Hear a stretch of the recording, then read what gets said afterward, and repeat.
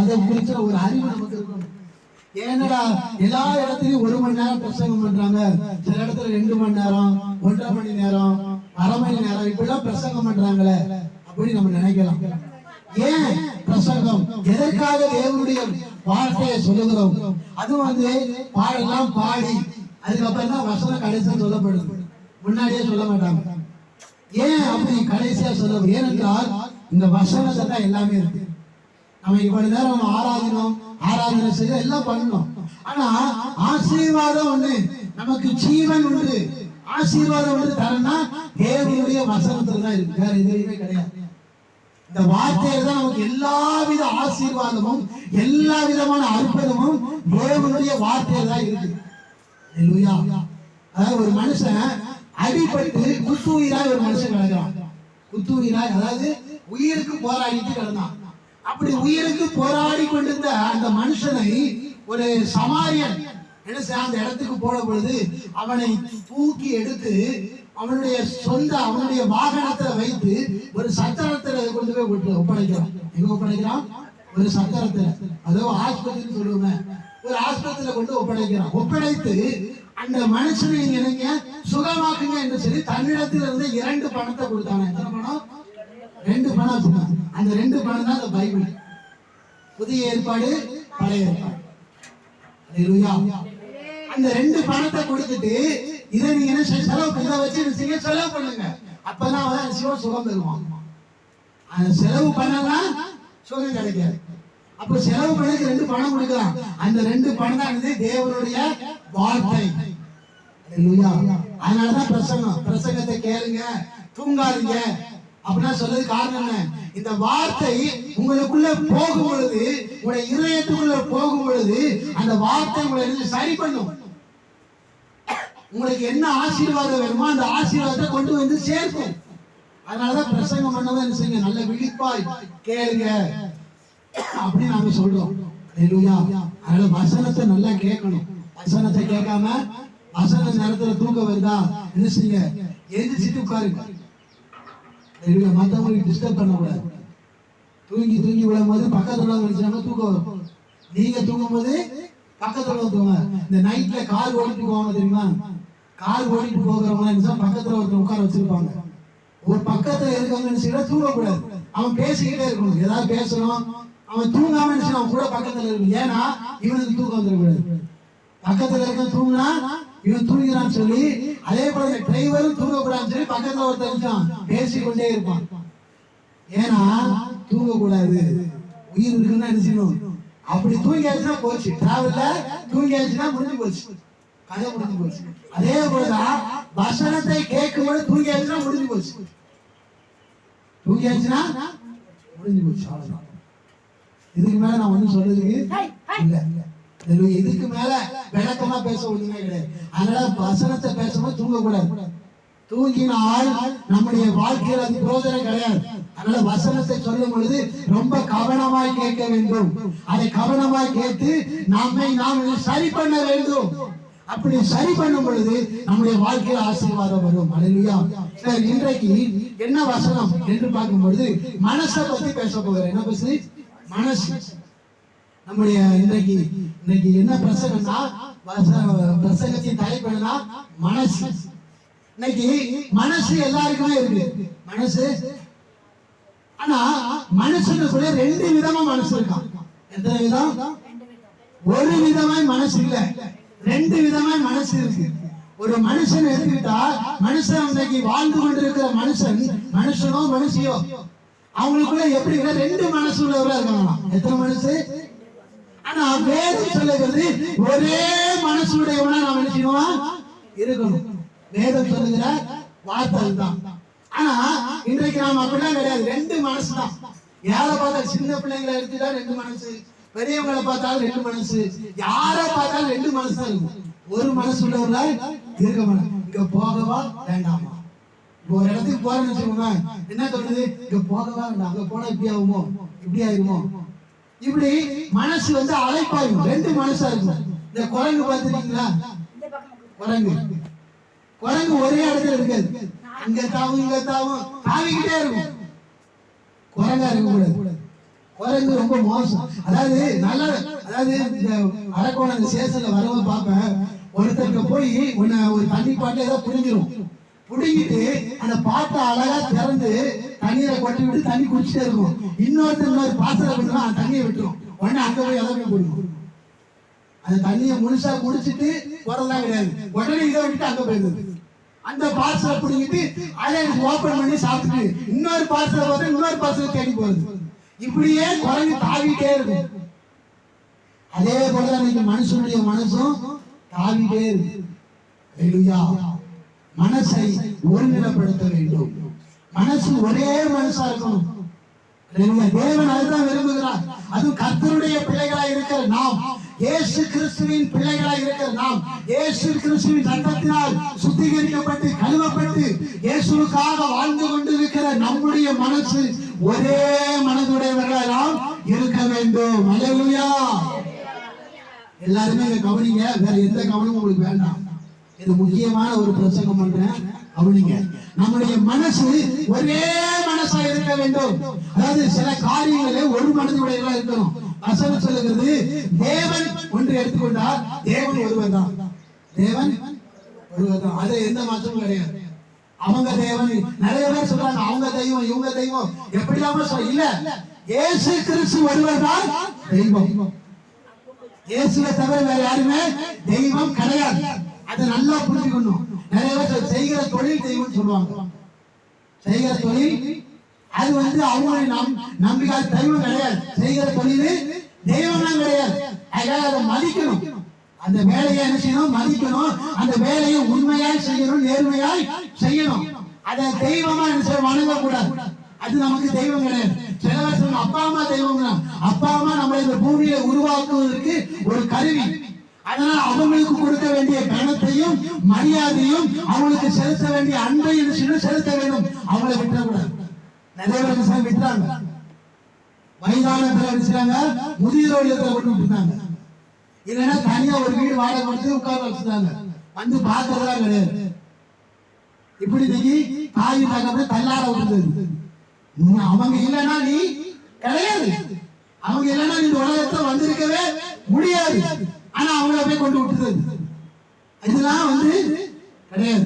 இப்படி அப்பா தாய் தகப்பனுக்கு கொடுக்க வேண்டிய மதிப்பு மரியாதை கொடுக்கணுமே தவிர அவங்களை தெய்வத்துக்கு ஒப்பிட்டு பார்க்க கூடாது. அதே போல் செய்கிற தொழிலையும் தெய்வத்துக்கு ஒப்பிட்டு பார்க்க கூடாது. நாம் தெய்வம் ஒன்று பார்த்தால் அது இயேசு கிறிஸ்து ஒருவரே. அல்லேலூயா. மற்ற எதுவுமே தெய்வம் கிடையாது. இன்னைக்கு நிறைய பேர் நிறைய வழிபாடு பண்றாங்க. நிறைய வழிபாட்டு சாலைகள் இருக்கு, நிறைய காரியங்கள் இருக்கு. எல்லாருமே அவங்க தெய்வம் அப்படின்ட்டு சொல்றாங்க. ஆனா உண்மையிலே, அதாவது வேதத்தை அறிந்த நாம் இயேசு கிறிஸ்துவை தவிர வேற யாரும் தெய்வம் கிடையாது. நல்லா நமக்கு அதுல தெளிவு இருக்கணும். அதுல எந்த மாற்றமும் இருக்க கூடாது. ஏதோ ஒரு கஷ்டம் வந்தோடனே இதெல்லாம் ஒரு தெய்வமா அப்படின்னு சொல்லி வேற ஒரு தெய்வத்தை தேடினா, மற்றவங்க வணங்குற அந்த தெய்வத்தை தேடினா போக கூடாது. கிறிஸ்தவர்களா இருக்கிற நமக்கு சில நேரங்களில் கஷ்டங்கள் வரும், சில பாடுகள் வரும், சில உபத்திரம் வரும். அப்படி வரும் பொழுது மற்றவர்கள் வணங்குற அந்த தெய்வத்தை தேடி போகக்கூடாது. நமக்கு ஒரே தெய்வம் இயேசு கிறிஸ்து ஒருவர் தான். அதை விட்டு வேற எங்கேயும் போகக்கூடாது. அப்படி போனால் அதுல வருகிற விளைவுகள் பயங்கரமா இருக்கும். அல்லேலூயா. அதனால அப்படிலாம் நம்ம செய்யறத போகக்கூடாது. நமக்கு ஒரே ஒரு தெய்வம் என்றால் அது யாரு? கடவுள். ஒரே கடவுள் தான். கடவுளா பல கடவுளா கிடையாது, ஒரே ஒரு கடவுள் தான். அந்த கடவுள் என்றால் இயேசு கிறிஸ்து ஒருவரே. அல்லேலூயா. இந்த தெளிவு நமக்கு இருக்கணும். இந்த தெளிவுல இருக்கிற நாம் இதை விட்டு விலகவே கூடாது. அல்லேலூயா. அதே போல ஒரே மனைவியுடையவனாய் வாழணும். ஒரே மனைவியுடையவனாய் ஒரு புருஷன் இருக்கான்னா அவன் ஒரு மனைவி தான் இருக்கணும். அவனுக்கு 2 மனைவி 3 மனைவி இப்படிலாம் இருக்கக்கூடாது. ஒருவேளை மறித்து நம்மளால இந்த பூமியில 2 மனைவிலாம் வாழ முடியல அப்படி இருந்தால் இன்னொரு திருமணம் பண்ணிக்கலாம். டைவர்ஸ் பண்ணிட்டா பண்ணக்கூடாது. அது பைபிள்ல செல்லாது.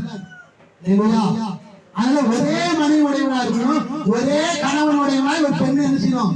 வாழணும். அல்லேலூயா. இந்த புருஷன் தானே அந்த புருஷனை பார்க்கறது அப்படிலாம் இருக்கக்கூடாது. கணவனாய் இருந்தாலும் மனைவியா இருந்தாலும் ஒரே மனைவியுடையவனாய் ஒரே கணவனுடையவனாய் வாழ வேண்டும். அதே போலதான் நம்முடைய மனசும் ஒரே மனசாய் இருக்க வேண்டும். அல்லேலூயா. அங்கேயும் தாவக்கூடாது. அதான் குரங்கு. இது சரியில்லை அங்க போறது, அது சரியில்லை அங்க போறது. அக்கறைக்கு பச்சைதான். அங்க இங்க இருந்து பார்க்கும்போது தூரமா பார்க்கும்போது நல்லா தெரியும், பக்கத்துல போனதாலும் தெரியும். ஒருத்தபடியே இப்போ நான் நானா இருக்கேன், என்ன நீங்களா பார்த்துட்டு இருக்கீங்க, ஏப்பா இந்த பிரதர் நல்ல பிரதர் நல்ல ஐயா அப்படின்னு நீங்க சொல்லுவீங்க. என் பக்கத்துல வந்து பார்த்தாதான் என்ன பத்தி தெரியும் உங்களுக்கு. நான் நல்லவனா கெட்டவனா அயோக்கியனா எப்படி தெரியும்? என்ன பக்கத்துல வந்து பார்த்தாதான் உங்களுக்கு தெரியும். அதனால உடனே என்னடா இப்படி சொல்றாரு, இவர் அயோக்கியமா இருப்பாரா அப்படின்னு நினைக்கிறேன். உதாரணத்துக்கு சொல்றேன். யாரையுமே பக்கத்துல இருந்து அவர்கள் கூட பழகும் பொழுதுதான் தெரியும் அவங்க நல்லவங்களா கெட்டவங்களா என்று தெரியும். அதற்கு முன்னாடி யாரையுமே நல்லவங்களா கெட்டவங்களா நமக்கு தெரியாது. நம்ம நிறைய நான் பார்த்த உடனே கண்டுபிடிச்சிருவேன் அப்படின்னு சொன்னா அதுதான் போய். பார்த்த உடனே யாரையும் கண்டுபிடிக்க முடியாது. வேதம் தெளிவாய் சொல்லுது, மனுஷனோ முகத்தை பார்க்கிறான், தேவனோ இருதயத்தை பார்க்கிறான். தேவன் ஒருவர் தான் ஒரு மனுஷனை பார்த்த உடனே கண்டுபிடிக்க முடியும், மற்ற யாராலையும் கண்டுபிடிக்கவே முடியாது. அதனால கண்டிப்பா தேவனுடைய பிள்ளைகளா இருக்கிற நாம் ஒரே மனசுள்ளவனா இருக்க வேண்டும். எப்படி நமக்கு ஒரே கடவுள் இயேசுவா இருக்கிறாரோ அதே போல நம்முடைய மனசும் ஒரே மனசுள்ளவனா இருக்க வேண்டும். மனசு ஒன்னா இருக்க வேண்டும். வேற ஆதாரமா ஒரு வசனத்தை வாசிங்க. யாக்கோபு எழுதின நிருபம் எடுத்துக்கொள்ளுங்க. புதிய ஏற்பாடு 312 எடுத்துக்கொள்ளுங்க. யாக்கோபு 1ஆம் அதிகாரம் 8வது வசனம் வாசி. இரு மனம் உள்ளவன் தன் வழிகள் எல்லாம் நிலையற்றவனாய் இருக்கிறான். நம்முடைய மனசு ஒரே மனசா இருக்க வேண்டும். ஒரு மனசு இல்லாம நம்முடைய மனசை அலைப்பாய்ந்து கொண்டு அங்க இங்க தாவி கொண்டு நாம் வாழக்கூடாது. நம்முடைய மனசுல சிந்தை, மனசுல சிந்தை, நம்முடைய சிந்தை நம்முடைய மனசு ஒரே நிலையில தெளிவா இருக்கணும். ஒரு காரியம் செய்ய போனா ஒரு வேலையோ எந்த ஒரு திருமண காரியமா எதுவா இருந்தாலும் ஒரு நிலையா இருக்கணும், தாவிட்டே இருக்கக்கூடாது. ஒரு உதாரணத்துக்கு சொல்றேன். ஒரு திருமண காரியம் ஒரு வீட்டுல ஏற்பாடு பண்ணணும். ஒரு கல்யாணம் ஒண்ணு ரெடி பண்ண வச்சுக்கோங்க. ஒரு பொண்ணை பார்க்கிறோம். பொண்ணை பார்த்துட்டு நம்ம என்ன செய்யணும், நல்லா பேசி முடிச்சு நல்லா அந்த பொண்ணை எல்லாத்தையும் விசாரிச்சு பேசி முடிச்சிருந்தோம். முடிச்சுட்டு பேசி முடிச்சு கையில் எழுதினோம், நிச்சயமா ஏதோ பண்ணிடுறோம், நான் இந்த பொண்ணை கட்ட போறேன்னு சொல்லி ஏதோ ஒண்ணு உறுதி பண்றோம். உறுதி பண்ணி முடிச்ச உடனே இன்னொருத்தர் வர வந்து இந்த பொண்ணைய கட்ட போறீங்க அப்படின்னு சொன்ன உடனே அது மனசு என்ன செய்யும், அப்படியே அழப்பாங்க. நிச்சயம் பண்ணியாச்சு, என்ன பண்ணியாச்சு, நிச்சயம் பண்ணியாச்சு. பண்ணதுக்கு அப்புறம் இன்னொருத்தர் சொல்றாரு இந்த பொண்ணா அப்படிங்க, அவர்தான் கேட்டுருவாரு, வேற ஒண்ணு கேட்டுக்க மாட்டாரு. இந்த பொண்ணா கேட்டோட நம்ம மனசு என்ன செய்யுது, அழப்பாய ஆரம்பிச்சிருச்சு. ஐயோ நம்ம இந்த பொண்ணு சரியா இருக்குமா சரியா இருக்காதா, இந்த பொண்ணை கட்டவா வேண்டாமா அப்படின்னு யோசிக்க ஆரம்பிச்சு. அப்படிலாம் நம்ம இருக்கக்கூடாது. ஒரு முடிவு ஒண்ணு பண்ணிட்டோம்னா அந்த முடிவுல சரியா இருக்க வேண்டும். அல்லேலூயா. நாம் ஒரு முடிவு எடுக்கிறோம் என்றால் அந்த முடிவு எடுக்கிறதுக்கு முன்னாடி எவ்வளவு நாள் யோசிக்கணும், அந்த முடிவு எடுத்தா சரியா இருக்குமா இருக்காதான்னு சொல்லி யோசிக்கணும். யோசிக்க தப்பு கிடையாது. ஆனா முடிவு எடுத்ததுக்கு அப்புறம் மாறக்கூடாது. அல்லேலூயா. முடிவு எடுத்து மாறுறது நல்ல பழக்கம் கிடையாது. முடிவு எடுக்கிற வரைக்கும் யோசிக்கணும். போது வேதமே தெளிவா சொல்லு, ஒரு வீடு கட்ட போறோம்னா அந்த வீடை கட்டுவதற்கு தேவையான பணம் எல்லாமே நம்மளால முடியும். இந்த வீடை கட்டி முடிக்க நம்மளால முடியும். அதற்கு ஏற்ற பிராணி நமக்கு இருக்கு அப்படின்னா நீ வீடு கட்டு, இல்லைன்னா கட்டாத. வேதம் சொல்லுது. உனக்கு அந்த பிராணி இல்லைன்னு தெரிஞ்சுன்னா கட்டாத, வெயிட் பண்ணு, அவசரம் இல்லை. அதை விட்டுட்டு கட்டுறேன்னு சொல்லி ஆரம்பிச்சுட்டு அங்க கடனை வாங்குது, இங்க கடனை வாங்கி அதை சொல்லி இருந்து கடைசியா கடனை வாங்கி கட்டி வீட்டை எழுதி வீட்டை உட்கார்ந்து மறுநாள் கடன்காரம் வந்த பிறகுதான் தெரியும், ஐயோ வீடு எதுக்காக கட்டுறோம், நல்லா வாழ்வதற்கு, சுகமாய் வாழ்வதற்கு, சமாதானமாய் வாழ்வதற்கு வீடு கட்டும். வாடகை கொடுக்க முடியல. வாடகை கொடுக்கும் போது அந்த ஹவுஸ் ஓனர் பேசுகிற வார்த்தைகள் முடியல.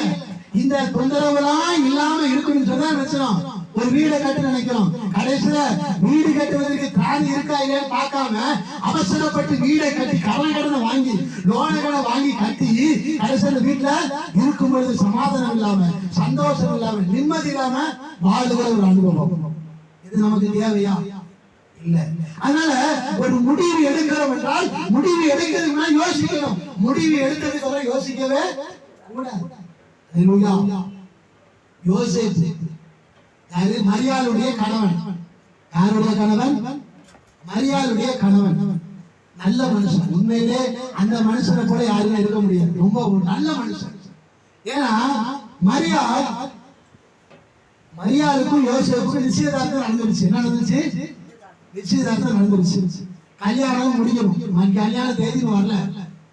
அப்போ கல்யாணத்துக்காக வெயிட் பண்ணிட்டு இருக்காங்க. நிச்சயம் பண்ணி கல்யாணத்துக்காக வெயிட் பண்ணிட்டு அந்த நேரத்துல ஒரு செய்தி ஒண்ணு வருது. என்ன செய்தி தெரியுமா?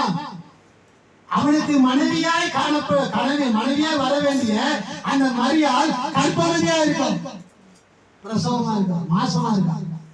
அப்படி ஒரு செய்தி வருது. எப்படி இருக்கும் யோசிச்சு பாருங்க. இன்னும் என்ன செய்யல? நான் கல்யாணமே பண்ணலையே, நிச்சயம் தானே பண்ணிருக்கேன். யோசிப்பு என்ன செய்யல? இதெல்லாம் யோசிக்கல. நிச்சயதார்த்தம் முடிஞ்சிருச்சு. நிச்சயதார்த்தம் முடிஞ்சிருச்சு. ஆனா யோசிப்பு என்ன செய்ய? அவன் நீதிமானாய் இருந்தபடியினால் வேதம் சொல்லுகிறது அவளை தள்ளிவிட மனசு வரலையா, அதை ஏற்றுக்கொண்டான். அவள் கற்பவதியா இருந்தாலும் பரவாயில்ல, அவளுடைய வயிற்றில் இருக்கிறது பரிசுத்த வித்து, அவளுடைய வயிற்றில் இருக்கிறது பரிசுத்தம் அப்படின்னு அவளுக்கு அந்த அறிவு. ஒரு காரியத்தை நான் நிர்ணயம் பண்ணிட்டா மாறக்கூடாது. இவன் மாறல. யோசிப்பா நல்ல மனுஷன், அவன் மாறல. அவன் எடுத்த முடிவு அப்படியே கரெக்டா இருந்தான். அந்த இடத்துல வேற யாரோ நீங்களோ நானே இல்ல என்ன பண்ணிருப்போம்? ஒண்ணுமே இல்ல. இந்த பொண்ணா அப்படி கேட்டாலே முடிஞ்சு போச்சு. இந்த வார்த்தையெல்லாம் கேட்டா அவ்வளவுதான். அப்பா போய் சண்டை போட்டு எப்படி என்ன ஏமாத்திட்டிய அப்படின்னு சொல்லி சண்டை போட்டு ஏதோ ஒண்ணு கொலை கூட பண்ணிடுவோம். இந்த யோசேப்புக்கு நடந்தது போல நமக்கு நடந்துச்சுன்னா கொலை கூட செஞ்சிடுவோம். நம்ம இன்னைக்கு அப்படித்தான் நம்ம இருக்கிறோம். ஆனா ஒரு முடிவு ஒண்ணு பண்ணியாச்சுன்னா அந்த முடிவு மாறக்கூடாது. ஆண்டவருக்கு நம்ம ஒருவேளை காணிக்க செலுத்த எந்த விஷயமா இருந்தாலும் ஆண்டவருக்கு இதை செய்வன்னு சொல்லி நம்ம ஒரு முடிவு செஞ்சுட்டா அந்த முடிவு மாறக்கூடாது. உலக வாழ்க்கையில அப்படித்தான், ஆவிக்குரிய வாழ்க்கையில அப்படித்தான், உலக வாழ்க்கையில அப்படித்தான், முடிவு மாறக்கூடாது. இப்ப இங்க வரும்பொழுது 3 பேரா வந்தோம். நாங்க இந்த ஊழியத்துக்கு வரும்போது 3 பேரா வந்தோம். எத்தனை பேரா இருந்தா? 3 பேரா இருந்தா. இன்னைக்கு ஒருத்தர் தான், மீதி 2 பேர் இல்ல. 2 பேரு இல்ல. ஆனா இந்த முடிவு நாம அதாவது மாறதுக்கு மனசு வரல. ஏன்னா கர்த்தர் நம்ம ஒரு முடிவு பண்ணிட்டோம், கர்த்தர் இதை செய்வதற்கு நம்ம கொடுத்துட்டார். இதை விட்டு நம்ம என்ன மாறக்கூடாது. ஒரு முடிவு செய்துட்டா அந்த முடிவு ஒரு காலம் மாறக்கூடாது. திருமணம் பண்ணும்போது என்ன செய்யறாங்க? வாழ்விலும் தாழ்விலும் துக்கத்திலும் எல்லாவற்றையும் நினைச்சா நான் உனக்கு புருஷனா இருப்பேன், நான் உனக்கு மனைவியா இருப்பேன் கை கொடுக்கிறோம், கை கொடுத்து வாக்கு கொடுக்கிறோம். ஆனா சின்ன பிரச்சனை வந்தாங்க, எனக்கு இந்த புருஷன் வேண்டாம், எனக்கு இந்த மனைவி வேண்டாம் அப்படின்னு சொல்லி வீட்டுல வந்து உட்கார்ந்து. இது என்னது? இதுல என்ன பிரயோஜனம்? அந்த முடிவு எடுத்ததுக்கு என்ன அர்த்தம்? இதான் மனசு இல்ல, மனசு சரியா இல்ல, மனசு ஒரே மனசா இல்ல, தாவுது, அங்கங்க தாவுது. இந்த தாவர மனசு நமக்கு இருக்க கூடாது. இன்னைக்கு நான் பேசுறேன், என்னுடைய வார்த்தையை கேட்டு சரி சொல்லுது, இன்னொருத்தர் வார்த்தையை கேட்டு வேண்டாம்னு சொல்லிட்டு போகுது. இப்படிலாம் இருக்கக்கூடாது. ஒரே மனசு உள்ளவர்களா இருக்க வேண்டும். அல்லேலூயா. ஆண்டவர் மனசை பார்க்கிறார். அல்லேலூயா. நம்முடைய மனசு சரியா இருக்கும். அப்படி சரி இல்லைன்னா, மனசு ஒரே மனசு இல்லைன்னா என்ன நடக்கும்னா, அந்த வசனத்தை வாசிமா, அந்த வசனத்தை. மனசு ஒரே மனசா இல்லைன்னா என்ன நடக்கும் தெரியுமா? வாசிமா. இரு மனம் உள்ளவன் தன் வழிகள் எல்லாம் நிலையற்றவனா இருக்காது. உங்க மனசு ஒரு நிலையா இல்லைன்னா உங்களுடைய வழி நினைச்சீங்க நிலையா நிக்க மாட்டீங்க. வழியில நமக்கு வழி இருக்கு. இன்னைக்கு வழி வழி ரொம்ப முக்கியம் மனுஷனுக்கு. நிறைய பேர் புறஜாதி தலைமை சொல்லுவாங்க, அதாவது தை பிறந்தா என்ன செய்யுமா? வழி பிறக்கும். வழி ஒரு மனுஷனுக்கு மிக மிக அவசியம். வழி இருந்தாதான் ஒரு இடத்துக்கு போக முடியும். வழி இல்லைன்னா போக முடியுமா? வழி இல்லைன்னா போக முடியாதுல்ல. ஒரு இடம் ஒண்ணு இருக்குன்னா ஒரு வீட்டுக்கோ எதுக்கு போனாலும் வழி இருந்தாதான் போக முடியும். வழி இல்லைன்னா போக முடியாது. இன்னைக்கு வழி இல்லாம நிறைய பேர் கஷ்டப்படுறாங்க. ஆனா நிறைய பேர் வழி இருந்தும் அந்த வழியில நிலையற்றவனா இருக்கலாம், வழியில நிலைச்சிருக்கலாம்.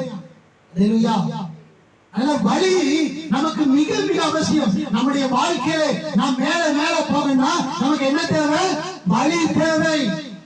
மேல மேல போகணும்னா வழி தேவை. வழி வேண்டாம் அப்படி நினைக்கிறதுலாம் நல்ல மனுஷனுக்கு அழகு கிடையாது. வழி வேணும்.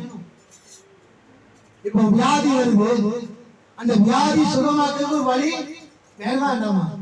வேணும். வேலை இல்லாம இருக்கீங்க, வேலை இல்லாம இருக்கிற உங்களுக்கு வேலை வேணா அதுக்கு ஒரு வழி வேணும். வழி இல்லைன்னு வழி வேண்டாம்னு நினைக்க கூடாது.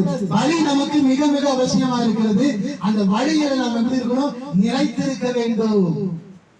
வழியில நிலைச்சிருக்க முடியாத ஒரு சூழ்நிலை எங்க வருது? ஒரு மனசு இல்லைன்னா வழியில நிலைநிற்க முடியாது. இயேசு கிறிஸ்து நல்லா கவனிக்கணும். நாம் இயேசுவை ஏற்றுக்கொண்டிருக்கிறோம். இயேசுவை குறித்து வேதம் சொல்லும் பொழுது நானே வழி, நானே சத்தியம். இயேசு நமக்கு வழியா இருக்கிறார். இயேசு நமக்கு வழியா இருக்கிறார். அப்போ இயேசுவுக்குள்ளாக நாம் நிலைத்து இருக்கணும்னா நமக்கு என்ன தேவை? ஒரு மனசு தேவை. ரெண்டு மனசு இருக்க. ரெண்டு மனசு இருந்தா இயேசுவை விட்டு போயிடுவோம். யாரை விட்டு போயிடுவோம்? நம்ம மனசு ஒரே மனது உள்ளவர்களா நாம் இருந்தால் இயேசுக்குள்ள இருப்போம், இயேசுக்குள்ள நிலைத்திருப்போம். அதான் முக்கியம். அதாவது நீங்க எல்லாருமே சொல்றாங்க, அதாவது இயேசுவை ஏற்றுக்கொண்டு உண்மையாய் பொய்யாய் வாழ்வாங்க. அவங்க என்ன தெரியுமா சொல்லுவாங்க? இயேசு என்னோடு கூட இருக்காருன்னு சொல்லுவாங்க.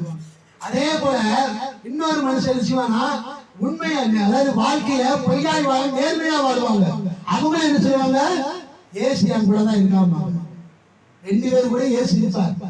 ஆனா இயேசுவா இருக்கிற அந்த வழியில நிலைச்சு இருந்தா தான் என்ன பண்ண முடியும்? பரலோகம் போக முடியும். நிலைச்சு இல்லைன்னா பரலோகம் போக முடியாது.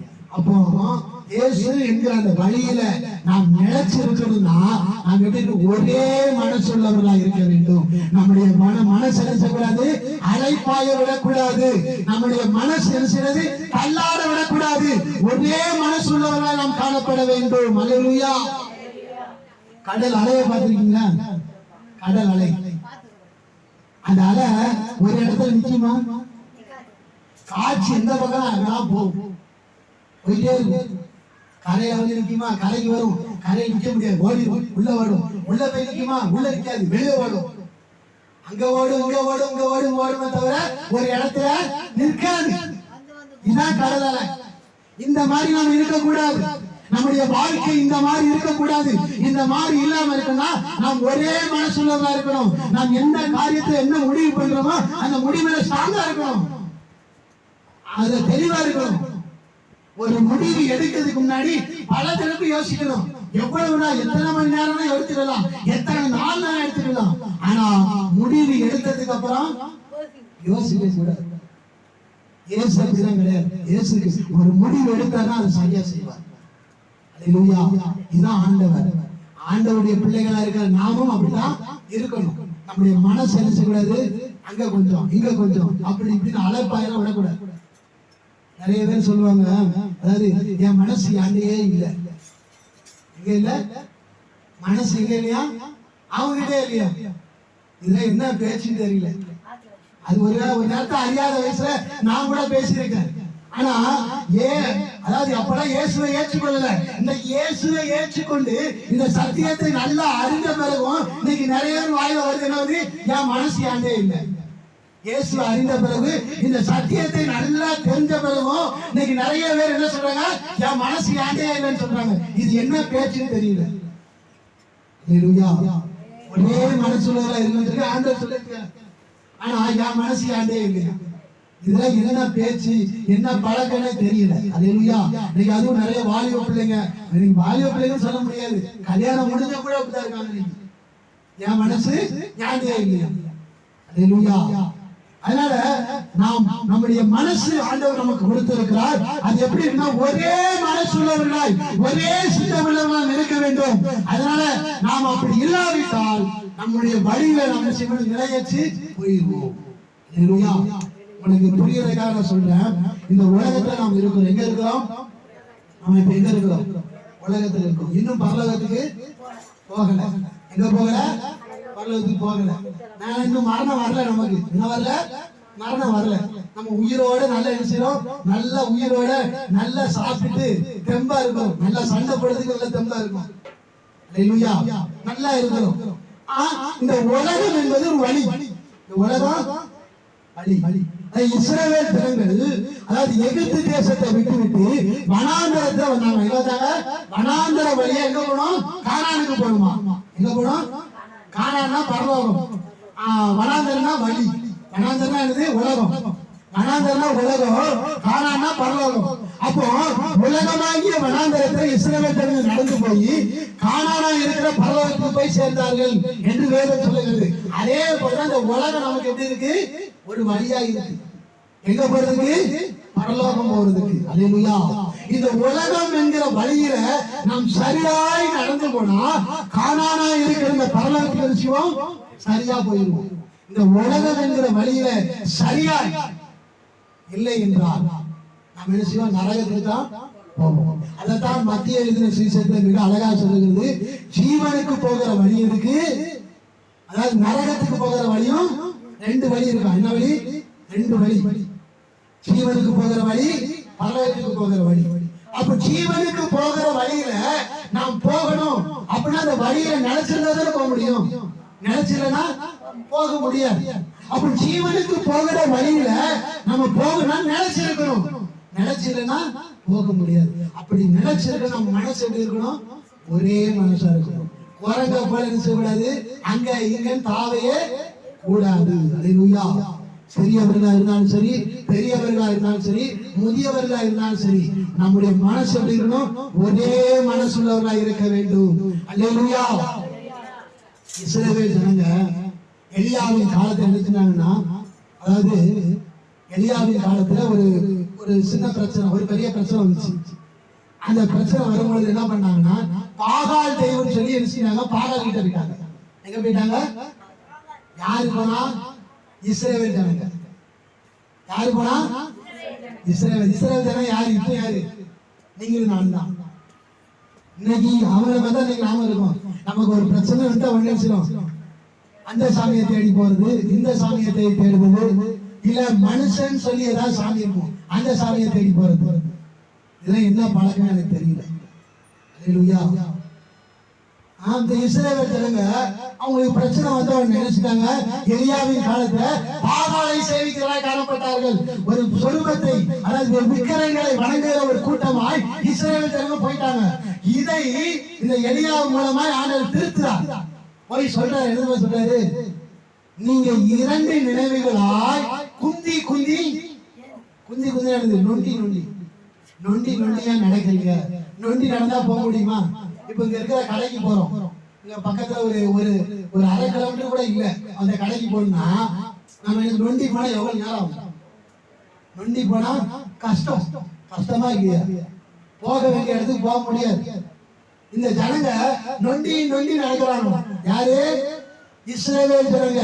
இன்னைக்கு அநேக பேர் இயேசுவை ஏற்றுக்கொண்டு நொண்டி தான் நடக்கும். அதான் ஒரே மனசு இல்லாதனால. ஒரு மனசு இருந்தா நொண்டி நடக்க வேண்டிய அவசியம் இல்லை. நொண்டி நடக்க வேண்டிய அவசியம் இல்லை. நொண்டி நடக்க காரணம் என்ன? ஒரு மனசு இல்ல, ரெண்டு மனசு. எத்தனை மனசு? ரெண்டு மனசு. ரெண்டு மனசு நமக்கு வேண்டாம். இந்த ஜனங்க ரெண்டு மனசாய் நடந்தார்கள். அப்போ ஆண்டவர் எலியாவை கொண்டு சொல்லுகிறார், இரண்டு நினைவுகளாய் குந்தி குந்தி நடக்காதீங்க. என்ன செய்யுங்க? இரண்டு நினைவுகள் நடக்க வேண்டாம், ஒரே நினைவாய் நடங்க. பாகால் தெய்வம் என்றால் பாகாலுக்கு போய் செய்வீங்க. கர்த்தர் தான் தெய்வம் தான் என்ன செய்யுங்க? கர்த்தரை செய்வீங்க. அங்க ஒரு காலு இங்க ஒரு காலு வைக்காதீங்க. ரெண்டு பக்கமும் காலு வைக்க கூடாது. அங்க பாகால் தான் தெய்வம், அங்க போய் தெய்வத்தை வணங்குங்க. யாரு வேண்டாம்னு சொன்னா எலியா மூலமா ஆண்டவர் கேட்கிறார், உனக்கு பாகால் தான் பிடிச்சிருக்கா? போய் பாகால் போய் வணங்கு. என்ன வணங்க நான் சொல்லல, நான் விரும்பல அப்படி ஒண்ணும். நீ என்கிட்ட தான் என்னதான் வணங்குன்னு சொல்லி நான் உன்னை கட்டாயப்படுத்தல. நீ பாகாலதான் விரும்புனா பாகால நீ வணங்கு. இல்ல என்ன வணங்குறியா பாகால விட்டுரு. அது இல்லாம அங்க கொஞ்சம் இங்க கொஞ்சம் இதை குறித்து வெளிப்படுத்தல சொல்லும்போது எது சொன்னா, அதாவது ஆண்டவர் இப்படிப்பட்டவர்களை குறித்து சொல்லும்போது வாந்தி பண்ணி போடுவாராம். என்ன போடுவாரு? வாந்தி பண்ணா பிடிக்குமா? யாராவது வாந்தி பண்ணி போட்டுருக்காங்க, இது கொஞ்சம் அருவருப்பா தான் இருக்கும் சொல்றது. வாந்தி பண்ணி போட்டுருக்காங்க, அதை பார்க்கறதுக்கே அருவருப்பா இருக்கும். அதை போய் சாப்பிட முடியுமா? பார்க்கவே அசிங்கமா இருக்கு, அதை வேற சாப்பிட முடியுமா? அப்படிதான் அந்த இஸ்ரவேல் ஜனங்கள் காணப்பட்டார்கள். அதே இரண்டு மனம் உள்ளவன் அப்படித்தான் இருப்பான். அவனை பார்க்கும் பொழுது ஆண்டவர் பார்க்க எப்படி இருப்பான்? வாந்தி பண்ணப்பட்ட வாந்தி தான் வந்தது. அல்லேலூயா. இதுக்கு மேல விளக்கமா பேச ஒண்ணும் இல்லை. அல்லேலூயா. அப்படி இருக்கக்கூடாது. எது தெய்வம்? ஆண்டவர் தெய்வம் தான், ஆண்டவரை ஆராதி. பாகால தெய்வம் பாகால தெய்வமா ஆராதி, அது தப்பு கிடையாது. ஏதோ ஒண்ணு சரியா இருந்துக்கும், அங்க கொஞ்சம் இங்க கொஞ்சம் அப்படி நாம இருக்க கூடாது. அதான் வேதம் சொல்லுகிறது. அதனால உடனே வீட்டுல போய் சண்டை போட்டு கிடக்காதீங்க. இன்னைக்கு நிறைய பேர் குடும்பத்துல, அதாவது ஒருத்தர் ரசிக்கப்பட்டுருக்கோம், இன்னொருத்தர் ரசிக்கப்படாம இருக்காங்க. போய் நீ அதை வணங்கக்கூடாது, இதை செய்யக்கூடாது, அதை செய்யக்கூடாது போய் சண்டை போட்டு கூடாது. அவங்களுக்காக உட்காந்து ஜெபம் பண்ணுங்க. அவங்களுக்காக உட்காந்து ஜெபம் பண்ணதை விட்டுட்டு போய் உட்காந்துட்டு நீ பிசாசு, ஒன்னாலதான் குடும்பத்துக்கு என்ன வரல, ஆசீர்வாதம் வரல அப்படிமே சண்டை போடக்கூடாது. இன்னைக்கு நிறைய பேர் அப்படி ஒரு தப்பு பண்றாங்க. ஏன்னா நாம ஒரு நேரத்தில் அப்படித்தான் இருந்தோம். அதெல்லாம் யோசிக்கிறது கிடையாது. எடுத்த உடனே நீ பிசாசு, நீ இந்த வீட்டுக்குள்ள இருக்கிறதுனால, நீ ரசிக்கப்படாம இருக்கிறதா, உன்னாலதான் இந்த ஆசீர்வாதமே போயிட்டு அப்படின்னு சொல்லி அப்படி பண்றவர்கள் திட்டுறோம். அப்படி இருக்க கூடாது. அவங்களுக்காக உட்காந்து ஜெபம் பண்ணுங்க. அவங்களுக்காக பாஸ்டிங் பண்ணி ஜெபம் பண்ணுங்க. சாப்பிடாம வைக்காம ஜெபம் பண்ணுங்க. அவங்க ரசிக்கப்படுறதுக்காக அவங்களுக்காக ஜெபம் பண்ணி பாருங்க. அதெல்லாம் விட்டுறது. நல்லா பேசுறது, உட்கார்ந்து பேசி பேசி அவங்களுக்கு நோகடிக்கிறது. அவங்க கடைசியாக கிறிஸ்தவத்துக்கு எப்படியா சொல்லி கொடுத்துருக்கு அப்படின்னு சொல்லி ஆண்டவரையே தூசிக்கிற அளவுக்கு இது தேவையா நமக்கு? இல்ல. அல்லேலூயா. அதனால பாகால் தெய்வம் என்றால் பாகால வணங்கு, அதாவது கர்த்தர் தெய்வம்னா கர்த்தரை வணங்கு அப்படின்னு சொல்லி எலியா சொன்னார்.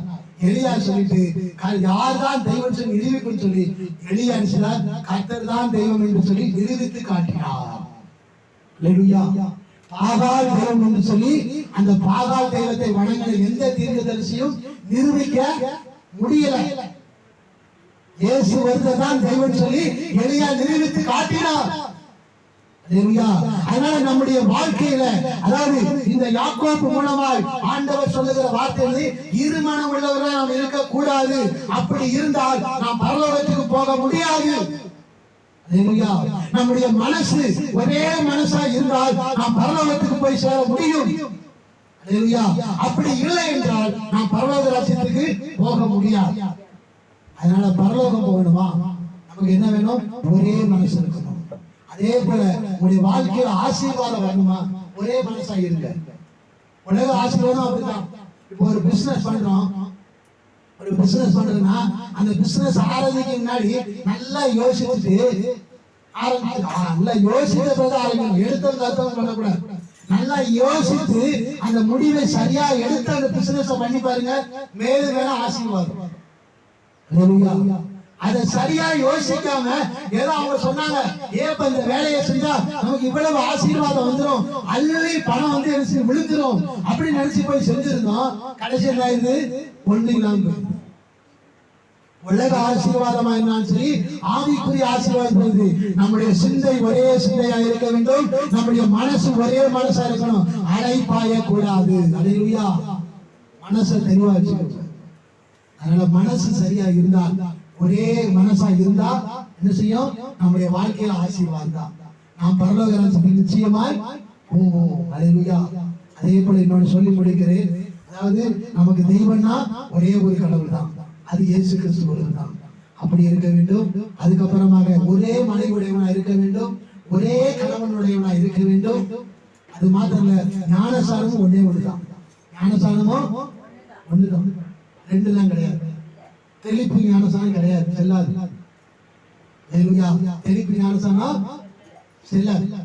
குழந்தை ஞானசானம், குழந்தைகளை ஞானசானம் கொடுத்துட்டு அப்புறம் ஞானசானம் கொடுக்க மாட்டாங்க.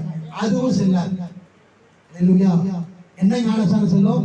மூழ்கி பிதா குமாரன் பரிசுத்த ஆவியார் நாமத்தினாலே மூழ்கி ஞானஸ்நானம் எடுக்கிற ஞானஸ்நானம் தான் ஒரு சில.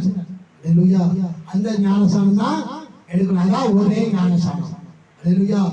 ஞானஸ்நானம் என்ன இருக்கணும்? ஒரே ஒரு ஞானஸ்நானம்.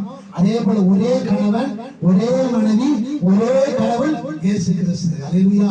அதே போல நம்முடைய மனசும் ஒன்னே ஒண்ணுதான். ரெண்டு மனசா இருக்கக்கூடாது. ரெண்டு மனசு உள்ளவன் எப்படி இருப்பான்? வழியிலே நிலையற்றவனாய் இருப்பான். கடல் அலைய போலதான் இருப்பான். கடல் அலைய போலதான். கடல் அலைக்கு யோசிச்சு பாருங்க, கொஞ்சம் யோசிச்சு பாருங்க. இந்த தெருவுல இந்த இடத்துல இருந்து அந்த முனை வரைக்கும் ஒரு 10 வாட்டி போயிட்டு தான் இப்படி இருக்கும். இந்த இடத்துல இருந்து அந்த தெரு முனைக்கு ஒரு 10 வாட்டி போயிட்டு தான் எப்படி இருக்கும்? நமக்கு கஷ்டமா இருக்குமா இருக்காதா? ஜாலியா இருக்குமா? ஜாலியா இருக்குமா? 10 வாட்டி நடந்தா ஜாலியா இருக்குமா? வேலைக்கு ஆகாது. அது வேலைக்கு ஆகாது. கடலால அப்படிதான் போயிட்டு போயிட்டு வருது. அது ஜாலியாவா இருக்க முடியும்? எவ்வளவு கஷ்டம் தெரியுமா? எவ்வளவு வேதனை தெரியுமா? ஒண்ணுமே ஒரு சின்ன பசங்களை ஒரு 2 ட்ரிப் கடைக்கு போக சொன்னா அந்த பிள்ளை காசு எனக்கே கால் வலிக்குது, ஏன் என்ன ஓயாம அலைய வைக்கிறீங்க கேட்பாங்களா? கேட்க மாட்டாங்களா? ஜாலியா இருக்குன்னு சொல்றாங்க இந்த அம்மா. இந்த கடலால அப்படிதான் இருக்கு. அது போயிட்டு போயிட்டு வந்து அதுக்கு நிம்மதியா இருக்காது, அதுக்கு சந்தோஷமே இருக்காது, வேதனை கண்ணீர். இதுதான் அந்த கடல் அலைக்கு கிடைக்கிற பரிசு. அதே போலதான் ஒரு மனுஷனா நாம் ஒரே மனசுனா நமக்கு கிடைக்கிற பரிசு இருந்து கண்ணீர், கவலை, துக்கம். ஒரே மனசு இருந்துச்சுன்னா ஆசீர்வாதம். அல்லேலூயா. அதனால ஒரே மனசு உள்ளவர்களாய் காணப்படுங்க. கர்த்தர் உங்களுடைய வழியை சரி பண்ணுவார். உங்களுக்கு நல்ல வழிகளை தருவார். அந்த வழியை நீங்க நிறைவேற்றிருப்பீங்க. அது மாத்திரம் இல்ல, பரலோக ராஜ்யத்துக்கு பிரவேசிப்பீங்க. அல்லேலூயா. எல்லாம் கேட்ட வசனத்துக்கு ஒப்பு கொடுப்போமா? ஆண்டவரே, இது வரைக்கும் 2 மனசா இருக்கீங்களா? ஆண்டவரே, 2 மனசு எனக்கு வேண்டாம்ப்பா. அந்த ஒரு 2 மனசை எடுத்து கொடுங்க. ஒரே மனசு உள்ளவனா என்னை ஒப்பு கொடுக்கிறான். ஒப்பு கொடுங்க, எல்லாரும் ஒப்பு கொடுங்க. சின்ன பிள்ளைங்க எல்லாரும் ஒப்பு கொடுங்க. இயேசுவே, என்னுடைய மனசு ஒரே மனசாய் மாறட்டும். என்னுடைய சிந்தை ஒரே சிந்தையாய் மாறட்டும். என்னுடைய எண்ணம் ஒரே எண்ணமாய் மாறட்டும். என் நினைவுகள் ஒரே நினைவுகளாய் மாறட்டும். ஒப்பு கொடுங்க, ஒப்பு கொடுங்க. ஒரு காரியத்தை முடிவு பண்ணிட்டீங்கன்னா அந்த முடிவுல இருந்து மாறாதீங்க. ஒப்பு கொடுங்க, ஒப்பு கொடுங்க. சில பேர் நகையை கழட்டுவாங்க, நகையை கழட்டி தெரிச்சுவாங்க, கல்யாணத்தமும் போட்டுப்பாங்க. நகையை கழட்டுவாங்க. ஆண்டவர்கிட்ட சொல்லி, ஆண்டவரே நான் நகையை கழட்டி இருந்துச்சுன்னா உமக்காக வாழும் சொல்லி ஒப்பு கொடுத்துருவாங்க. அப்புறம் கல்யாணம்னு வரும்போது நகையை தூக்கி மாட்டிப்பாங்க. அது என்ன பழக்கம் தெரியல. ஒரு காரியம் செய்தா யோசி, உன்னால நகையை போடாம இருக்க கடைசி வரைக்கும் முடியும்னா நகையை கழட்டு. முடியாதுன்னு நகையை கழட்டாத. வெள்ளை சேலை கட்டு, நான் கடைசி வரைக்கும் நான் வெள்ளை சேலை தான் ஆராதிப்பேன்னு சொல்லி உன்னால முடியும்னா அப்படி ஒரு பொருத்தனை பண்ணு, இல்லைன்னா வேண்டாம். அதை விட்டுட்டு ஆண்டவர்கிட்ட சொல்லி, ஆண்டவரே நான் இனி ஆராதனை செய்யும் பொழுதுலாம் வெள்ளை சேலை கட்டிதான் ஆராதனை பண்ணுவேன்னு சொல்லுது. மறுவாரம் கடல் சேலை கட்டி வருது. ஒரு முடிவு பண்ணினா அந்த முடிவுல கடைசி வரைக்கும் சரியாயிருங்க. அதான் ஒரே மனசு. அதனால முடிவை மாற்றக்கூடாது. ஆண்டவர் முடிவை மாற்ற நம்மளால இருக்க மாட்டோம். ஆண்டவர் ஒரே மனசு உள்ளவரா இருக்கிறதா இன்னைக்கு நீங்கள் நானும் உயிரோட இருக்கிறோம். ஆண்டவர் ஒரு மனசு இல்லாம 2 மனசு உள்ளவரா இருந்தா இன்னைக்கு நீங்கள் நானும் குளிக்கிற பெறுவோம். எங்க பெறுவோம்? குளிக்கிறதா இருக்கும். நம்முடைய சரீரம் புழு அரிசி நம்முடைய எலும்புலாம் எங்க போயிருக்குன்னு தெரியாது. அப்படிதான் போயிருப்போம். ஆண்டவர் 2 மனசு உள்ளவரா இருந்தா நம்ம என்னைக்கோ செத்து போயிருப்போம், என்னைக்கோ மண்ணுக்குள்ள போயிருப்போம். அவர் ஒரே மனசு உள்ளவரா இருந்ததுனாலதான் இன்னைக்கு நீங்கள் நான் எவ்வளவு தப்பு பண்ணாலும் ஆண்டவர் நம்மை கிருபையாய் மன்னித்து நம்மளை ஆசீர்வதித்து எப்படியாவது என் பிள்ளை நினைச்சிடும் பரலோக ராஜ்யம் வரணும்னு சொல்லி அவர் ஒரே மனசு உள்ளவரா இருக்கிறார். அல்லேலூயா.